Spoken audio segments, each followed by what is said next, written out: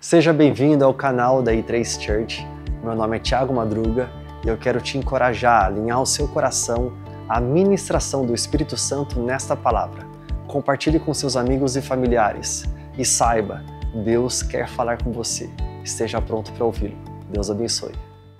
Abra comigo em 1 Coríntios capítulo 11, versículo 23, e eu quero falar com vocês por que nós fazemos o que fazemos. Quando você chegou aqui, você recebeu esse kit, tendo aqui um pouco de suco de uva, e você tem um pãozinho aqui para você. E talvez você pergunte assim, por que é que eu faço isso? Sabe, o porquê, o motivo do porquê faz toda a diferença para nós. Por que é que eu corro? Por que é que eu cuido, então, do meu corpo numa academia? Por que é que nós trabalhamos? Por que é que nós precisamos arrumar a cama logo depois que nós acordamos, sendo que nós sabemos que depois a gente vai dormir nela de novo e vai ficar desarrumada? Por que é que nós vamos ao supermercado fazer compras para a família? A resposta dos porquês, o motivo, faz toda a diferença. E hoje quero falar com vocês por que é que nós tomamos Santa Ceia. Qual é o motivo de nós participarmos deste dia, Santa Ceia do Senhor? Mas para que nós possamos entender isso muito bem, será que a gente pode fechar os nossos olhos, orar e pedir para o Espírito Santo nos guiar nisso?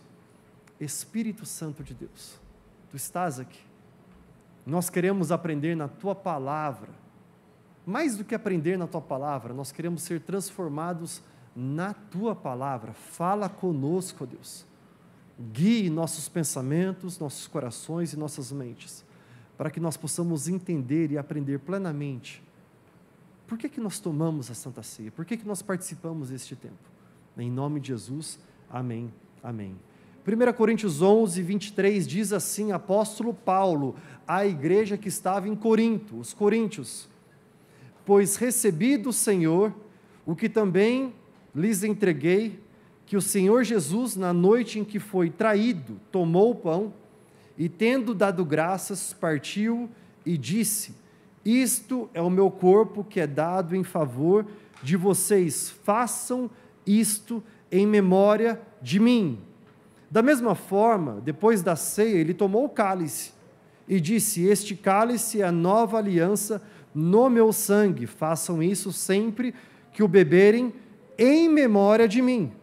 Porque sempre que comerem deste pão e beberem deste cálice, vocês anunciam a morte do Senhor até que Ele venha. Versículo 27. Portanto, todo aquele que comer o pão ou beber o cálice do Senhor indignamente será culpado de pecar contra o corpo e o sangue do Senhor. Examinem-se cada um a si mesmo, e então coma do pão e beba do cálice. Pois quem come e bebe sem discernir o corpo do Senhor, come e bebe para a sua própria condenação. Por isso, há entre vocês muitos fracos e doentes, e vários já dormiram. Mas, se nós tivéssemos o cuidado de examinar a nós mesmos, não receberíamos juízo. Quando, porém, somos julgados pelo Senhor, estamos sendo disciplinados para que não sejamos condenados com o mundo. O apóstolo Paulo, ele vai começar essa passagem dizendo para nós que ele recebeu algo e ele entrega para a gente. É muito bom quando você recebe uma coisa, você tem um conhecimento daquilo e você compartilha com os outros. Eu lembro, alguns tempos atrás, nós já tivemos alguns workshops aqui na igreja de fotografia, de vídeo, super legal isso. Ver pessoas profissionais, pessoas que entendem bastante dessa área, compartilhando aquilo que tem. Eu gosto bastante de compartilhar com os amigos, com as ovelhas, na igreja, com os vizinhos, aquilo que eu tenho. Talvez é um conhecimento, talvez é uma experiência. Quando você vai a um restaurante muito bom, você quer sair falando para todo mundo: ei, vai para esse restaurante que é muito top, é muito legal. Nós compartilhamos aquilo que é muito bom que nós vivemos. nós também compartilhamos aquilo que é muito ruim, que nós talvez já vivemos. Cara, eu já fiz a minha inscrição para fazer aqui essa aventura naquela cidade, mas viu, não vai lá porque não vale a pena, é furada, o pessoal não é profissional, não é legal. Você também compartilha. Por que você compartilha? Por que compartilhamos aquilo que temos de experiência muito boa e talvez aquilo que também não temos de experiência muito boa? Porque nós amamos. O lugar de onde o apóstolo Paulo começa a falar para nós é um lugar de amor. Eu quero falar para vocês algo com muito amor, aquilo que eu recebi. Ele vai lembrar que na noite em que Jesus foi traído, ou seja, nós estamos falando exatamente um dia antes da sexta-feira da paixão, da crucificação. É interessante como o tempo vai passando e nós celebramos a Páscoa, mas a gente não se lembra claramente, não estuda para entender que os dias foram a sexta-feira da paixão, aquela sexta-feira que Jesus Cristo vai para aquela cruz, foi quando ele se entregou por todos nós. Ele pagou o preço por nós. Qual preço foi esse? Jesus Cristo teve açoites sobre o seu corpo. Ele teve uma coroa de espinhos colocada sobre a sua cabeça. Ele teve o seu sangue derramado. Ele teve a zombaria das pessoas. Ele caminhava com aquela madeira absurdamente pesada nas suas costas, indo para aquela cruz por amor de mim e de você. Ele fez tudo isso com muito pesar, com muito sofrimento. É por isso que nós entendemos quando ele pega um dia antes, na quinta-feira anterior, no dia em que Judas iria trair Jesus, no dia que ele receberia o beijo de Judas, os soldados romanos chegando, eles caíram diante do poder de Jesus. Aí Jesus fala assim, viu, se for somente assim, vocês não vão conseguir me levar, então vai, eu vou com vocês. Então Jesus foi com eles. Entenda isso, em nenhum momento Jesus, ele foi preso pelos soldados romanos. Ele se deixou, porque ele é o Deus Todo-Poderoso. Ele quem quis, ele tomou a decisão. No jardim do Getsêmani, um pouco antes, ele ora a Deus Pai e fala assim, se possível, passe de mim esse cálice, porque ele sabe a agonia que ele está prestes a viver, mas seja feita a tua vontade. Jesus Cristo toma uma decisão de ir para aquela cruz por mim e por você. O que acontece é que naquela quinta-feira, ele sabe que ele vai ser traído. Quando você sabe que você vai ser traído, o que você faz? Meu, óbvio, reúne o advogado, reúne a galera para dar um pau na pessoa que vai te trair, reúne já as provas, monta as câmeras, para que você possa pegar aquela pessoa, apresentar aquela pessoa para o juiz e colocar aquela pessoa na cadeia. Jesus não faz isso. Na noite em que ele sabe, eu estou prestes a ser traído, ele prepara uma ceia para os discípulos. E ele prepara essa ceia, e ele faz com tanto cuidado, que ele pega um pão, ele fala assim, esse pão simboliza o meu corpo, que é esmagado na cruz por vocês. Eu vou ser traído. Todo mundo olha um para o outro, pensando quem é, todo mundo começa a falar, não sou eu, não sou eu, não sou eu, até que chega Judas e fala assim, não sou eu. Jesus fala assim, é você quem diz. Ele, para todos eles, inclusive para Judas, ele pega o pão, ele parte, ele pega o vinho, ele dá para eles, e ele diz, este pão representa o meu corpo, que é esmagado, entregue naquela cruz por vocês. Este vinho representa o meu sangue, que é derramado na cruz por vocês. Façam isto em memória de mim, disse apóstolo Paulo, repetindo as palavras de Jesus. Como é que nós temos lidado com a Santa Ceia? Talvez a gente não tenha lidado muito bem com a Santa Ceia, porque nos falta conhecimento sobre o que ela representa de fato. Durante um bom tempo da minha vida, eu participei de Santa Ceia sem entender claramente o que era a Santa Ceia. É o primeiro domingo do mês, né?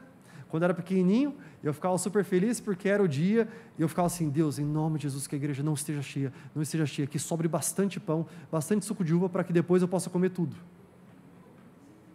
Eu não entendia.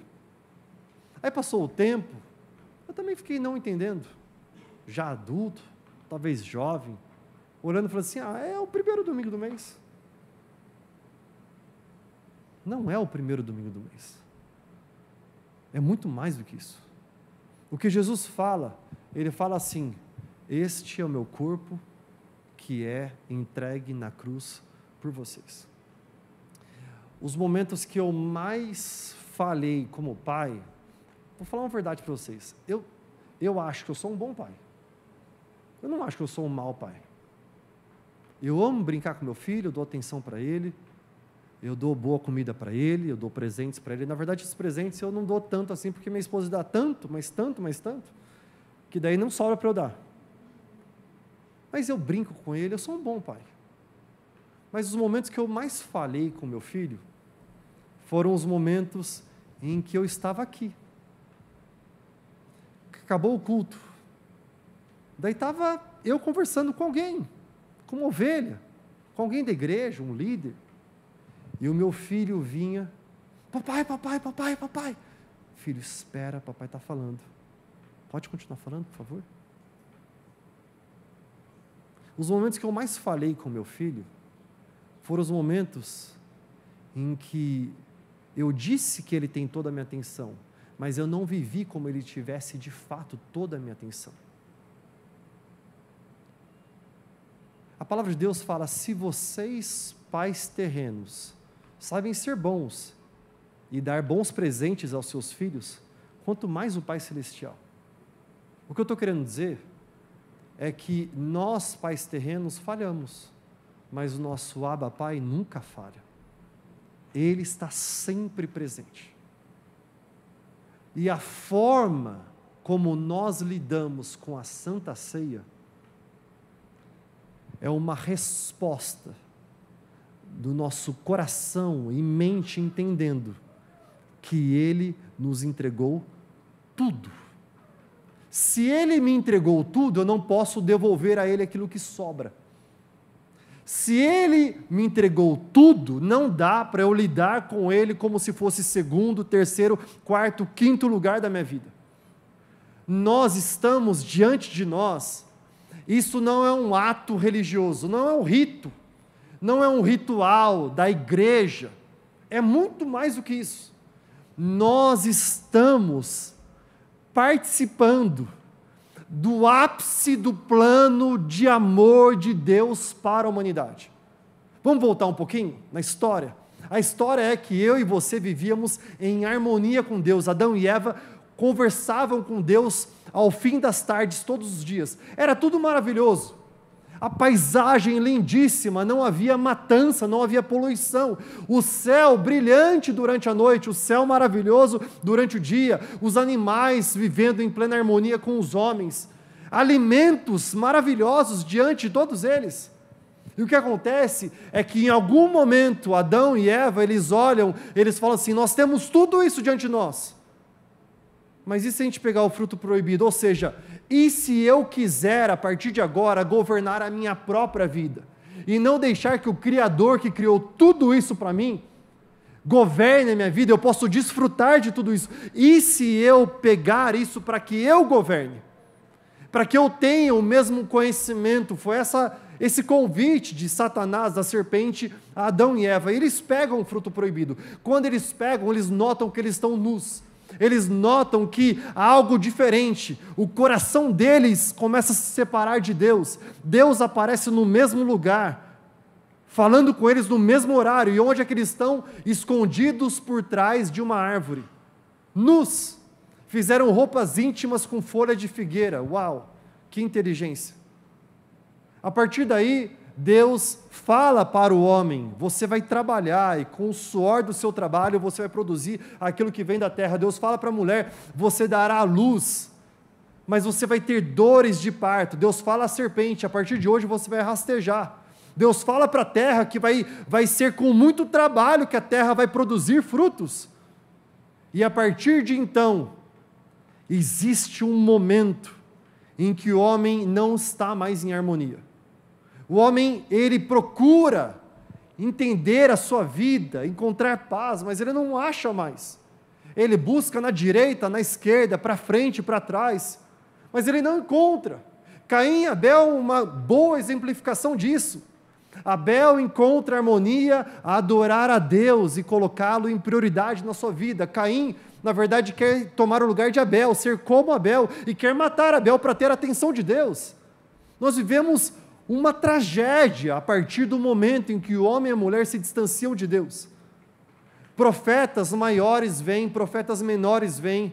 Deus, ele fala ao povo pela sarça ardente. Deus derrama o maná do céu. Deus abre o mar para o povo passar. Deus faz maravilhas. Deus faz sinais mostrando: ei, eu amo vocês, eu tenho minha graça sobre vocês. Mas os homens não entenderam até que ele veio.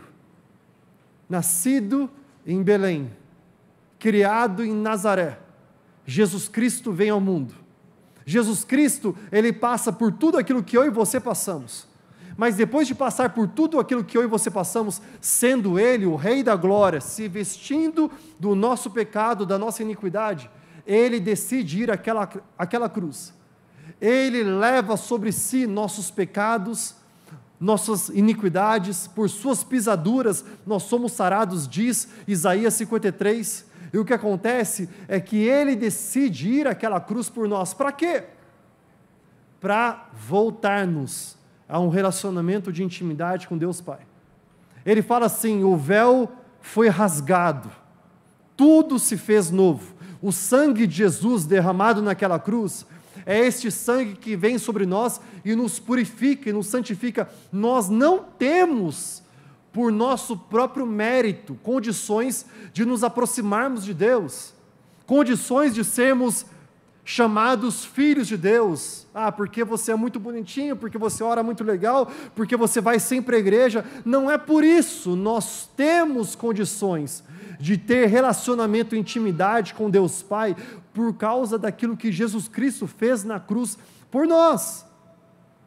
O ápice do plano de amor de Deus sobre nós está exatamente neste dia, no dia do Calvário, da crucificação. Durante séculos, ele apresenta o seu amor, ele prepara até que o ato final, o principal, acontece. Jesus Cristo foi necessário que ele viesse, morresse naquela cruz por nós, mas ele ressuscitou. E ele fala para nós: ei, a minha morte é vida para vocês. Por que ele diz isso? Porque ele se entrega por nós, leva sobre si nossos pecados, ele vence a morte. Ao terceiro dia, Jesus Cristo ressuscitou, aleluia, glória a Deus, e nós temos vida abundante nele. Mas o que acontece é que nós precisamos ter plena ciência que a Santa Ceia é exatamente eu fazer isso em memória dele. Aquilo que Jesus Cristo fez na cruz por nós não é um evento religioso. Aquilo que ele fez na cruz por nós é exatamente o caminho para uma vida diária de intimidade com ele. Sabe, quando Jesus, ele se entrega naquela cruz, e ele vence a morte, sabe o que ele venceu? Ele venceu o medo. Ele venceu a falta de identidade. Pedro tinha muito medo e falta de identidade, não sabia quem ele era. Pedro falou para Jesus: eu nunca vou te negar. Quando prenderam Jesus, ele negou Jesus 3 vezes, antes que o galo cantasse. Depois gerou nele uma crise de identidade. A crise de identidade que Pedro viveu não foi do dia para a noite. Na verdade, ele já estava em falta de identidade desde quando Jesus o tinha chamado. Pedro falava antes da hora. Pedro queria pregar antes do momento. Pedro queria fazer com as suas próprias forças. Quando Jesus Cristo ele vai para aquela cruz, ele vence o nosso medo, a nossa crise de identidade, ele vence a nossa ansiedade. Quando Jesus Cristo ele vai para aquela cruz, ele vence a nossa falta de visão para compreender que toda a provisão está nele. Ele vence toda a escassez, toda a falta. Eu e você somos especialistas em entender o que é escassez, porque a gente mora no Brasil. Nós crescemos pensando, será que vai dar certo? Será que amanhã vai ter? Será que eu vou conseguir? Ele vence tudo isso naquela cruz. É por isso que quando eu participo da Santa Ceia, quando eu como o pão, quando eu bebo o cálice, eu estou lembrando, a minha vida talvez está em crise. O meu casamento talvez está em dificuldade. As minhas finanças estão sensíveis. O meu momento no trabalho está num momento difícil. Eu não sei se eu vou manter lá, eu não sei se eu vou para outro lugar, eu não tenho mais visão com relação à minha carreira. Talvez o meu coração, em termos de relacionamento, eu tive traições, os meus amigos me deixaram. Eu quero me casar, mas eu não estou conseguindo. O meu coração enfrenta tudo isso. Mas quando eu lembro que Jesus Cristo se entregou na cruz por mim, sabe o que eu lembro? Eu lembro que com a entrega dele na cruz por mim, ele rasgou o véu, porque a salvação é o começo. É somente o começo. Há uma música que eu tenho cantado ultimamente, ela diz no meio dela, a salvação é só o começo, eu fui feito para muito mais. Eu estou correndo, hoje de manhã eu corri, eu estava correndo ali em volta da lagoa, eu fico com o fone alto, eu fico gritando, a hora que entra nessa música, eu me empolgo, eu preciso ficar num pace que a moça colocou lá para mim, a coach colocou para eu correr no relógio certinho, mas eu começo a me empolgar e correr mais rápido, e eu começo a gritar, eu fui feito para mais, a salvação é só o começo, eu fui feito para muito mais. É por isso que quando eu pego o cálice, eu pego o pão e eu como, eu estou lembrando que com Jesus naquela cruz, Ele conquistou para mim todas as bênçãos espirituais, eu fui feito para mais. Eu posso estar vivendo debaixo de medo, eu posso estar vivendo com intrepidez, talvez diante de mim, homens olhando para mim, talvez são muralhas, talvez são traições, talvez é abuso, talvez é alguma coisa que eu vivi no passado e que eu me sinto mal, mas eu lembro quando Jesus Cristo morreu naquela cruz por mim, que Ele me fez para muito mais, a ponto de aquele que não tinha crise, aquele que não tinha identidade vivia numa crise, ele passa a ter identidade de filho, aquele que não tinha mais fé e não acreditava que tudo é possível, agora eu lembro, tudo é possível aquele que crê, porque o apóstolo Paulo fala para nós, que o mesmo Espírito que levantou Jesus entre os mortos, Ele está sobre você, Ele está sobre mim, o mesmo Espírito, não é um Espírito diferente, o Espírito que levantou Jesus entre os mortos, Ele está sobre você. Há pessoas que estudam tanto a Santa Ceia. Eu vi um estudo de uma mulher chamada Benny Johnson. Ela era a esposa do Bill Johnson. Ela faleceu, se eu não me engano, 1 ano, 2 anos atrás. Mas ela havia escrito um livro acerca da Santa Ceia. E a Benny falava que chegou um momento em sua vida que ela tomava a Santa Ceia diariamente. Mas, pastor, posso isso? Pode. Eu posso tomar a Santa Ceia no meu café da manhã, no meu almoço, na minha janta. Em nenhum momento nas Escrituras nós vamos ver que Jesus fala, ei, façam isso em memória de mim, uma vez por mês, primeiro domingo do mês, beleza? Não. Ele fala, façam isso em memória de mim.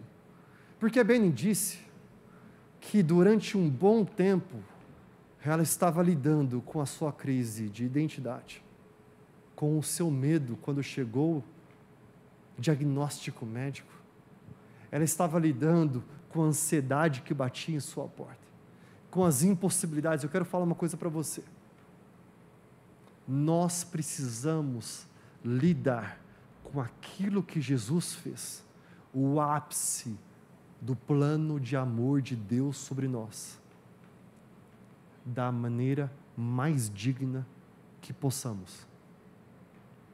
É por isso que no versículo 27, o apóstolo Paulo fala assim: portanto, todo aquele que comer ou beber o cálice indignamente será culpado de pecar contra o corpo e o sangue do Senhor. É interessante que nos versículos anteriores, ele diz que nós comemos e nós bebemos porque Jesus Cristo nos libertou. Nós acabamos de falar sobre isso. Uau, boas notícias. Mas como assim? Jesus me libertou? E se eu como indignamente, eu sou culpado? É uma libertação ou é uma culpa? É algo bom ou é algo ruim? Como eu cresci entendendo isso?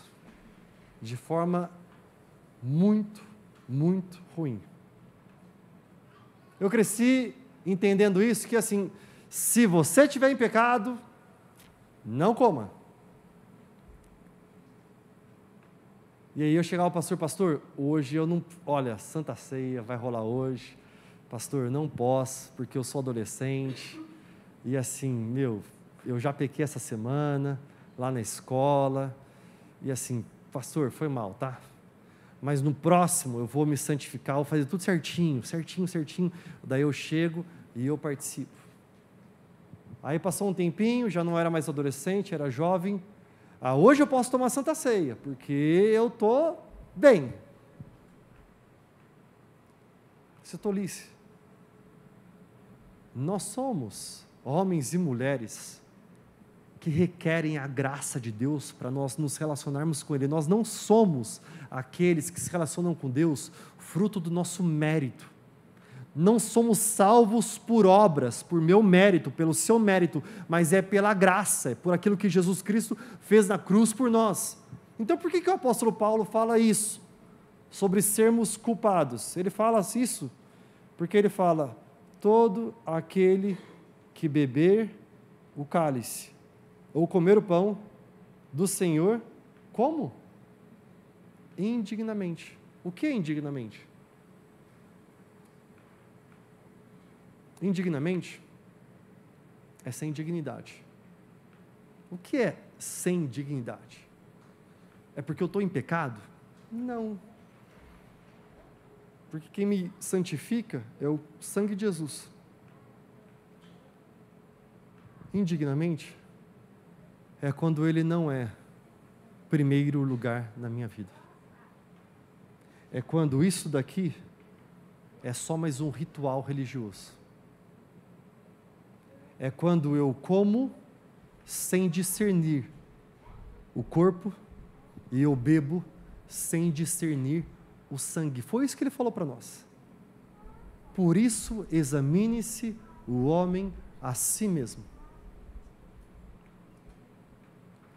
Todas as vezes que o meu filho, ele olha para mim e ele reconhece em dignidade quem eu sou para ele como pai, ele recebe de mim amor, ele reconhece esse amor, ele recebe ainda mais, eu estou sempre derramando. Ele reconhece ainda mais. Ele vive ainda mais. Sabe, eu acredito que é momento de nós vivermos de forma digna o comer o pão e beber o cálice. Como isto? Quando eu reconheço plenamente aquilo que Ele fez na cruz por mim. Quando você reconhece plenamente aquilo que Ele fez na cruz por você. Eu disse para vocês, não foi à toa, que onde eu mais errei com meu filho foi quando eu coloquei tudo, outras circunstâncias, como mais importantes do que ele. Eu disse isso, porque nós estamos fazendo isso com o Senhor. Desculpa, eu sei que hoje é Santa Ceia, mas eu acredito numa palavra pastoral para a igreja. Eu acredito que nós estamos colocando outras coisas na frente daquele que nada pode ser colocado na frente dele. os nossos domingos. Eu não posso ir hoje na igreja, porque hoje eu tenho prova, hoje eu tenho dança, hoje é o jogo do futebol, hoje é a praça, hoje eu dormi tarde demais, hoje eu preciso fazer isto, fazer aquilo. Eu recebi, alguns meses atrás, um convite para fazer um casamento. Se eu não me engano, foram 2, 3, 4 meses atrás. Quando eu recebi esse convite para fazer esse casamento, eu me senti muito honrado, que é como eu me sinto sempre quando eu sou convidado para ministrar a um casamento. Me sinto muito honrado. E o que eu faço? Eu já coloco na minha agenda. Isto é prioridade. Normalmente os casamentos, eles são realizados num sábado à noite, num domingo à noite, numa sexta-feira à noite, num sábado de manhã. A hora que eu fui olhar e me dei conta que eu já tinha colocado na agenda, eu fui ver que dia que cai esse casamento. Ele cai numa quinta-feira, às 3 horas da tarde. Eu falei, muito bom. A partir daí, entendendo que era uma quinta-feira, às 3 horas da tarde, eu bloqueei toda a minha agenda. Na verdade, na quarta-feira à noite, eu já estava preparado para o casamento do dia seguinte. Eu falei, isso aqui é prioridade para mim.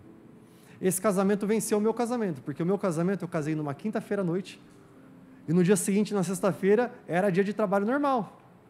Nosso casamento terminou, era umas 2 horas da manhã, acho que era isso, né? 1 hora, 2 horas da manhã, a galera estava lá, curtindo a festa. Mas esse casamento agora venceu o meu, porque era numa quinta, às 3 horas da tarde. Mas por que eu estive lá? Porque eu falei, isso aqui é prioridade. Nós estamos passando nossas vidas e tudo é prioridade. A sua viagem com a família para a Europa é prioridade. É maravilhoso, de verdade, é muito bom. A compra do carro é prioridade. A compra da casa é prioridade. Uau, o casamento que vai ter naquele dia, naquele horário, é prioridade. Olha, eu vou ter essa reunião muito importante do meu trabalho, eu já coloco na agenda, isso é prioridade. Vamos falar a verdade? Quem de nós coloca em nossa agenda, neste domingo, neste horário, eu coloco como prioridade porque eu vou celebrar a Santa Ceia do Senhor com os meus irmãos em unidade. Porque a palavra de Deus fala aqui, fala que a celebração da Santa Ceia, nós celebramos em unidade. Sabe o que é comer o pão e beber o cálice indignamente? É quando ele não é a minha primeira prioridade, mas ele é minha segunda, a minha terceira. Fala para vocês aquele que é o primeiro culpado. Na minha vida com Deus até hoje, eu lembro que antes de pastorear, mas eu já tive vários momentos, que eu não celebrei a ceia do Senhor dignamente. Teve vários momentos que eu, foi Santa Ceia hoje. Eu lembro dos meus pais falando para mim, filho, é Santa Ceia, você vai para a igreja, né? Pai, desencana, pai, deixa quieto, eu vou estar com os meus amigos lá na praia, eu vou fazer essa outra coisa. Esqueci, fui dormir muito tarde. Lembra no começo do casamento? Dormi muito tarde, deixa quieto. Já é domingo à noite, deixa quieto. Semana que vem, eu tomo no próximo mês. O que o apóstolo Paulo fala para nós, eu quero finalizar exatamente assim. Versículo 32. Quando, porém, somos julgados pelo Senhor, estamos sendo disciplinados, para que não sejamos condenados com o mundo. Talvez você está ouvindo tudo isso pensando assim, mas pastor, então se eu não tomo a ceia dignamente, Deus vai me condenar? Não. Eu estou dizendo que a nossa condenação não é a mão de Deus pesando sobre nós. A nossa maior condenação é aquela que Adão e Eva experimentaram lá no Jardim do Éden, é o distanciamento deles a Deus. Nosso Deus não é um Deus que Ele quer pesar a mão sobre os homens. Pelo contrário, o que Ele tem é graça. As suas misericórdias são a causa de não sermos consumidos. A sua graça é favor imerecido sobre nós. Mas a nossa condenação é quando eu e você, por nossas decisões, nós nos distanciamos dele. Eu quero te convidar a ficar de pé onde você está. Como é bom adorar a Deus com você. Graças a Deus pela tecnologia, talvez você está numa outra cidade, estado, país ou continente, e nós estamos aqui juntos buscando a face de Deus. Eu quero compartilhar esse QR Code. Basta você apontar a câmera do seu celular para ele e você vai ser direcionado ao nosso WhatsApp. Nós queremos ouvir qual é o seu pedido de oração. Nosso time de intercessão está pronto para orar e interceder a Deus Pai por sua vida e sua família. Além disso, nós acreditamos numa igreja pastoral, em que as ovelhas são pastoreadas. Se você está precisando de um aconselhamento pastoral, talvez conversar, compartilhar aquilo que está acontecendo com você, eu quero dizer que nós estamos aqui a seu dispor, porque acreditamos que o reino de Deus é para ser vivido hoje. E é por isso que nós vivemos em comunidade, próximos uns dos outros. Bem, essa palavra falou com você, não falou? Falou comigo de forma tremenda e eu quero te encorajar. Compartilha com seus amigos, familiares. Vamos juntos compartilhar as boas novas do reino de Deus e da palavra de Deus. Deus abençoe muito você.